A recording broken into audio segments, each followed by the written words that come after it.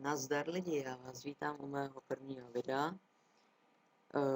Takže já se jmenuji Conor na kanálu Conor Games.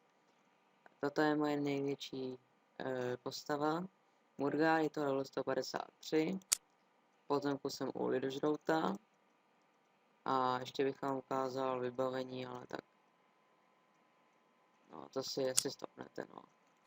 Ještě unikonda. Takže teda level 153 a je na S12. Tohle je můj druhý největší level, Conor na S17, level 112. Jak vidíte, chybí mi elite na inteligenci, takže nejsem moc chytrý. A tady jsem u Jedogremlina, který já určitě nedám.